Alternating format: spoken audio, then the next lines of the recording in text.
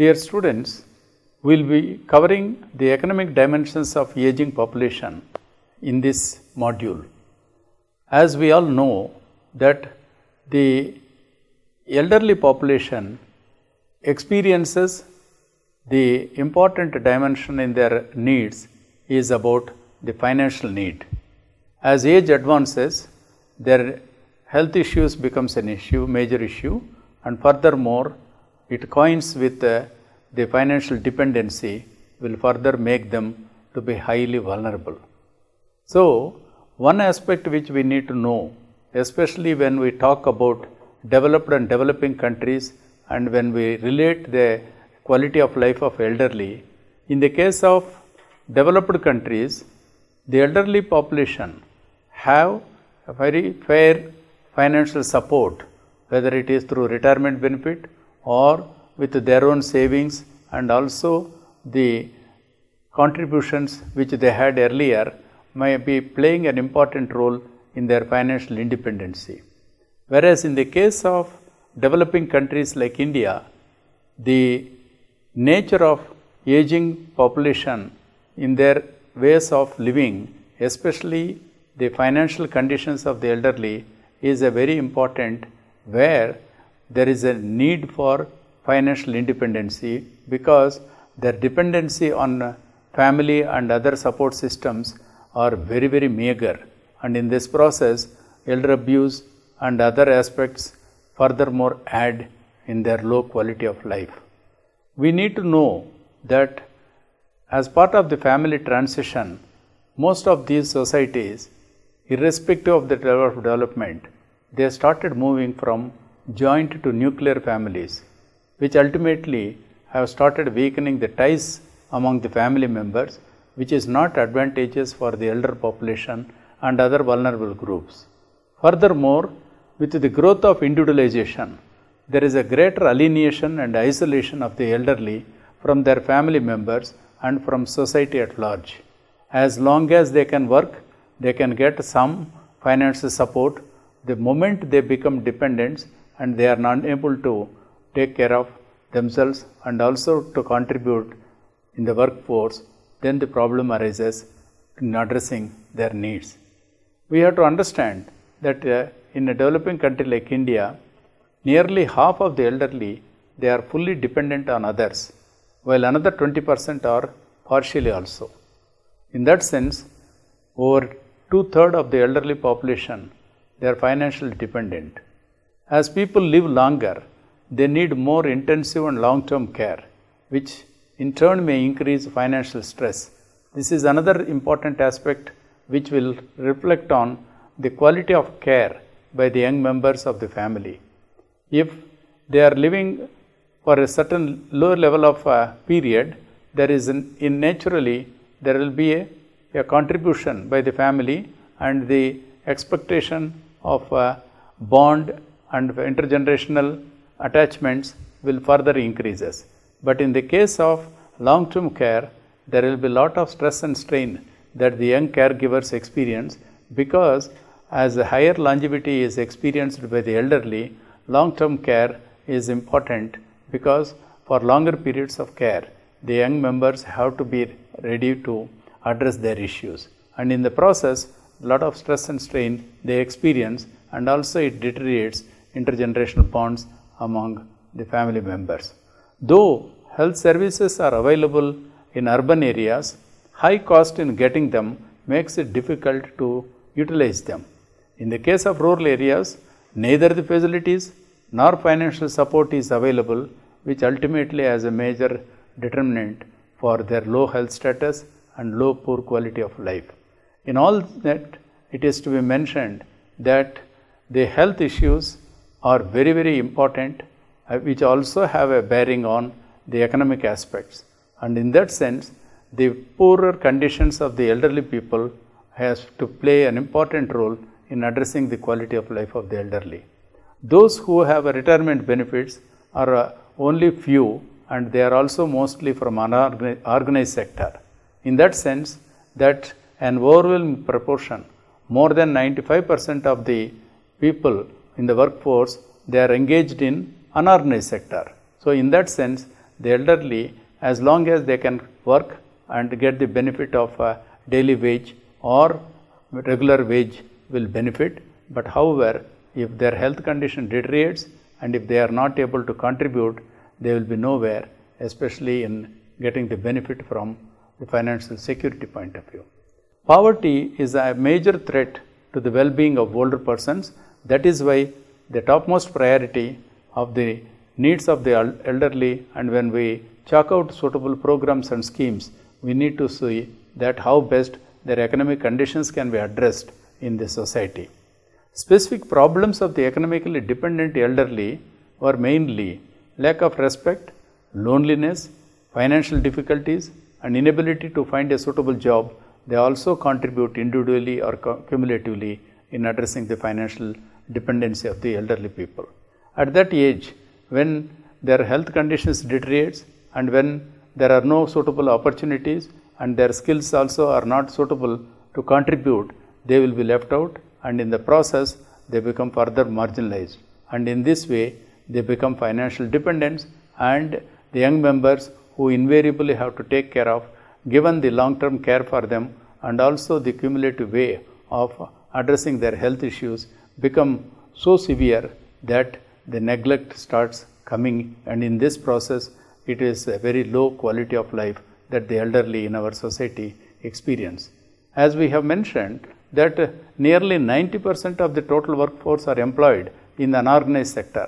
The level of development is not percolated to that extent. That is why whatever meager opportunities in the organized sector are there, they are very few, and that is why most of the population, they depend in the unorganized sector.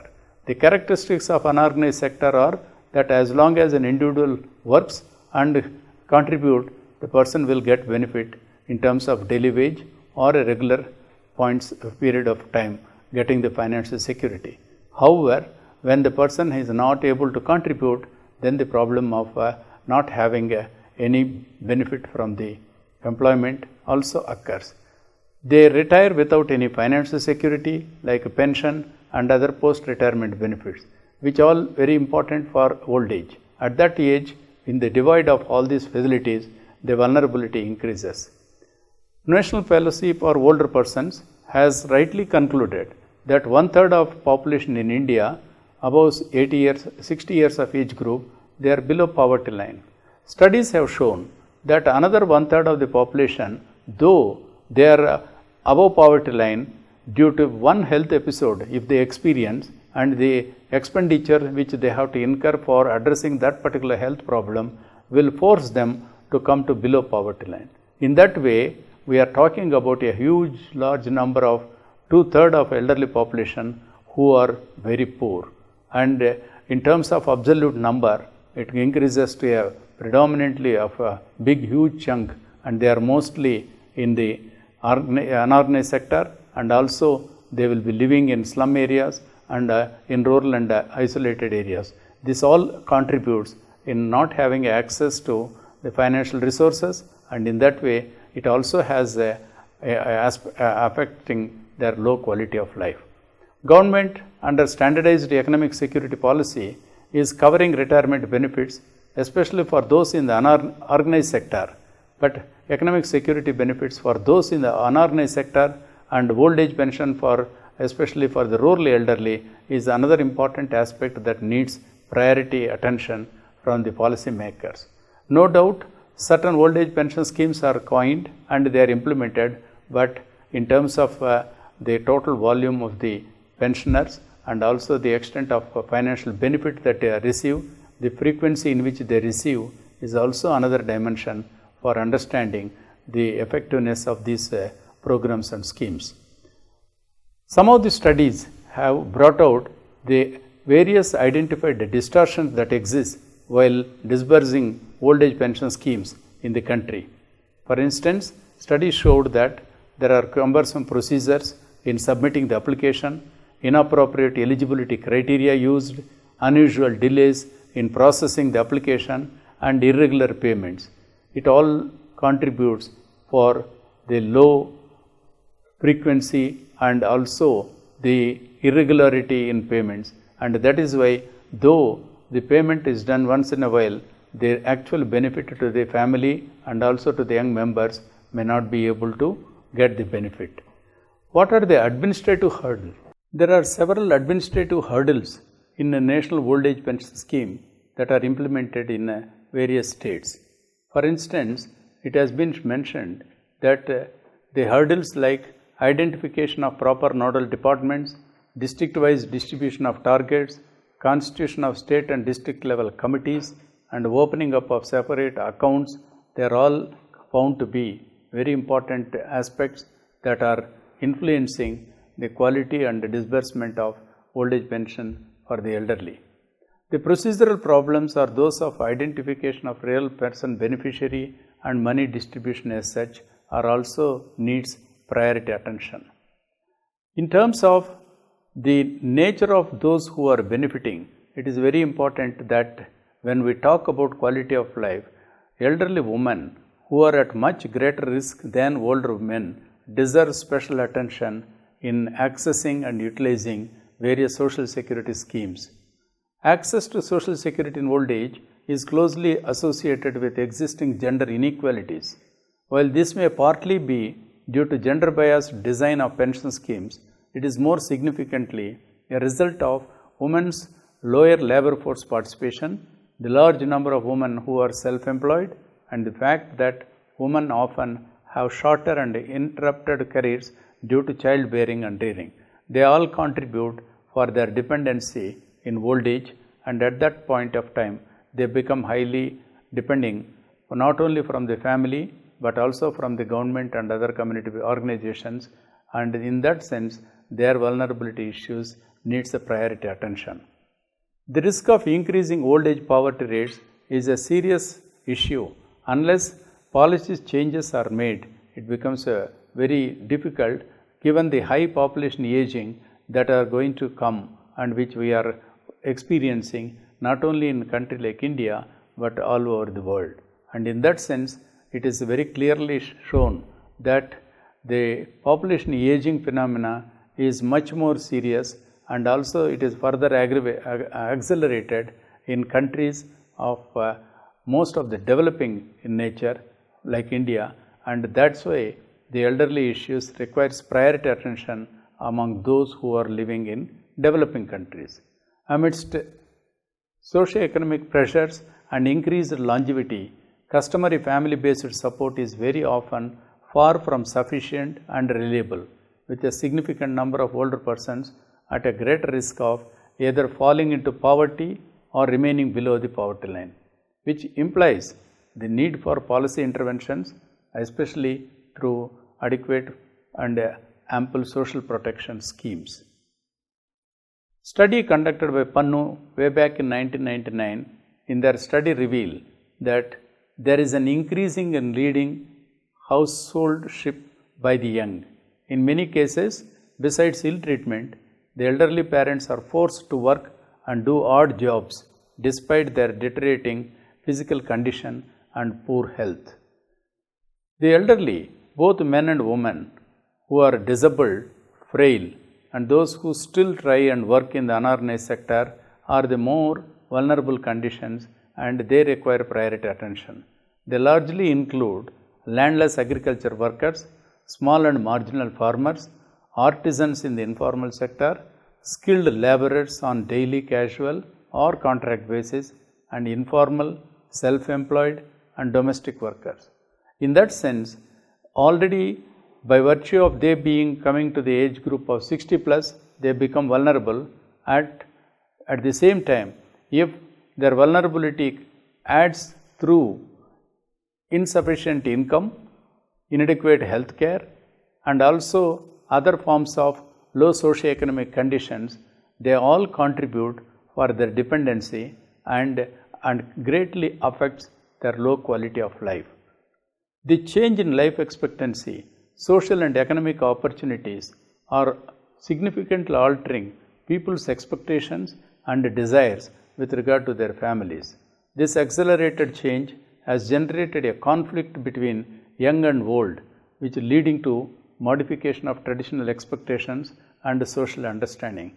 In this context, we have to we have to understand that way back in 90s, United Nations has clearly brought out different documents on aging and elderly care in various societies, and in developing countries, UN has rightly brought out that though there is a need for elderly issues, but given the rural-urban migration taking place in a large volume, the young members and the other young people who are there in the family, they start moving to urban areas, and in the process, the members who are mostly left out in the place of origin are invariably those elderly. In that context, when the elderly are asked to be taken care of by themselves, the issues related to their quality of life will be the important attention that requires of all those people who are to take care of them. Income security in old age also depends on the availability of and access to secure and affordable publicly provided social services, including health care and long-term care. To what extent these aspects related to health care is addressed? As long as they can afford, you can have a private health system through which you can also address your health. But however, given the unaffordability on the part of elderly and their families, especially in the poorer households, the issues comes out in terms of how best we can address their income security. At the same time, access to health care and long-term care services is also needs our special attention. Besides ensuring good health, equitable access and utilization of healthcare services provides a safety net for older people and protects them and their families from falling into poverty in later life as a result of catastrophic out-of-pocket healthcare expenses. In that sense, we need to know that out-of-pocket healthcare expenses in countries like India is very high, whereas in some of the developed countries, there are health insurance schemes, there are adequate access to healthcare facilities, and also the profile of the elderly is also in a higher level of rating, so that they themselves are able to work and get and also benefit from various schemes. In the case of India, there is a huge differences that exist in the economic independency when we talk about state-wise variations. The data shows that in rural areas, the proportion of elderly males who are fully dependent on others is the highest in state like Kerala to the extent of 43%, which is lowest in Jammu and Kashmir state, where to the extent of only 21%. However, in the case of females, the figure is highest in Assam. For instance, it is as high as 81%, and the lowest is observed in the state of Haryana of low as 44%. In urban areas, the situation is slightly better, with the highest proportion of fully dependent elderly males being 38% in Bihar and the lowest being 20% in Himachal Pradesh. But for females, the situation is worse in urban areas, with the highest proportion of fully dependent elderly females being 83% in Jammu and Kashmir and lowest being 50% in Haryana. These state-wise variations are very glaring and also clearly depicts the level of variation that exists in the quality of life of our elderly population.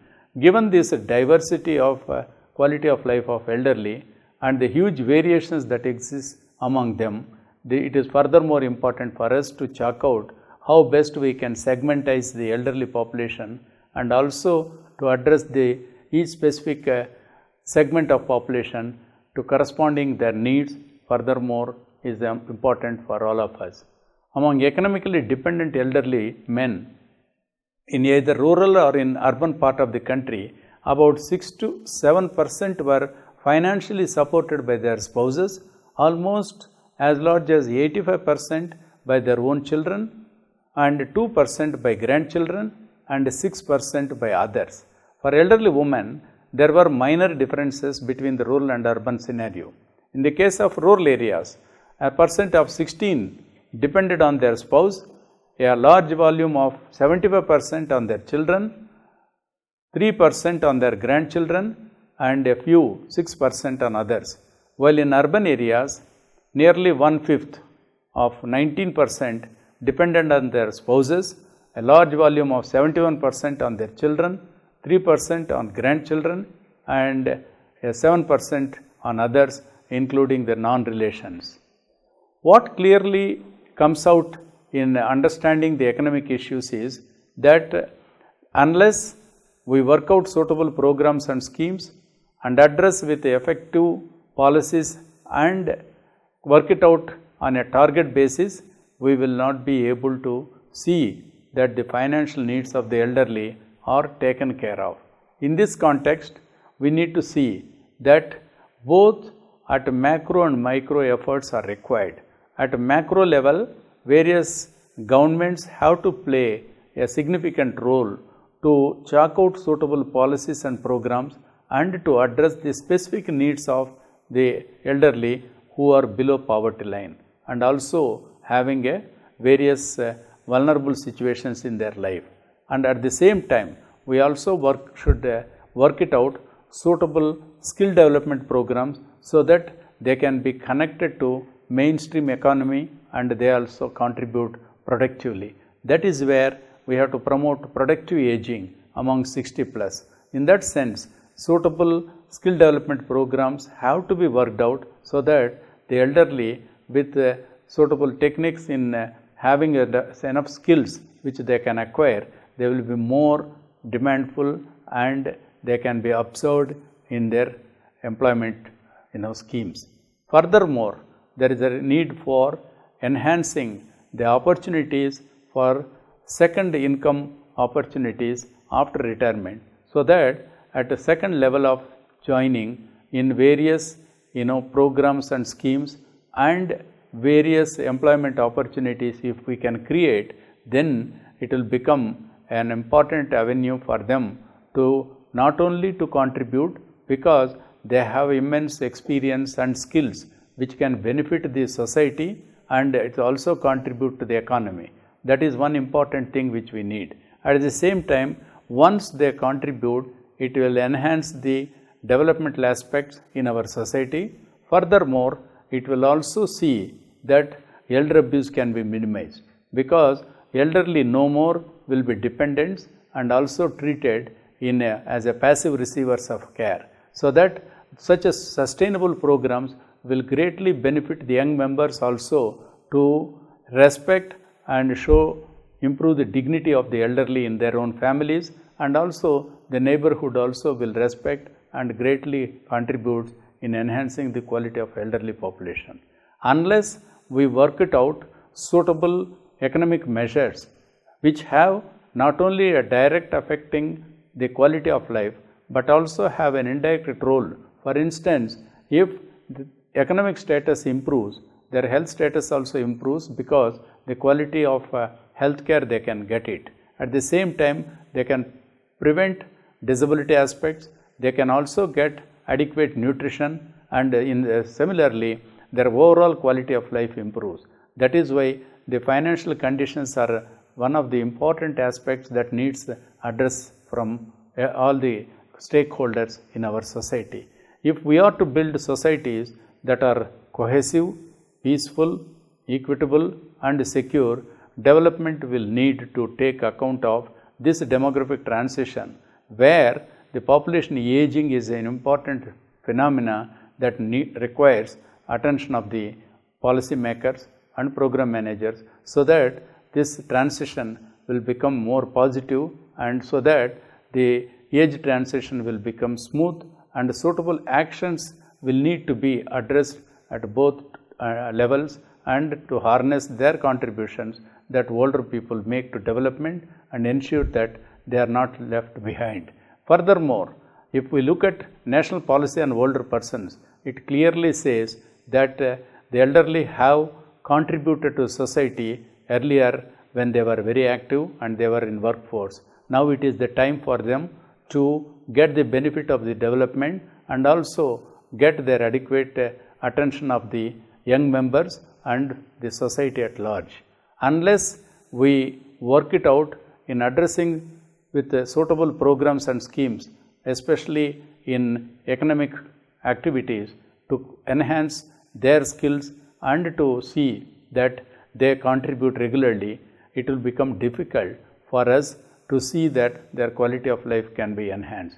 And that's why, as part of the principles of independency, principle of dignity, their contribution should be respected and they should be recognized that the elderly have played their important role in the process of development and they continue to be active and productive, so that once we recognize and chalk out suitable programs and schemes, then we can expect that we are building age integrated society and we are promoting active aging among elderly population. As WHO has rightly brought out that active aging framework is the need of the hour, and irrespective of the level of development of the society, we need to promote active aging and successful aging. In this regard, economic dimension of elderly plays a very important role for us to address these issues.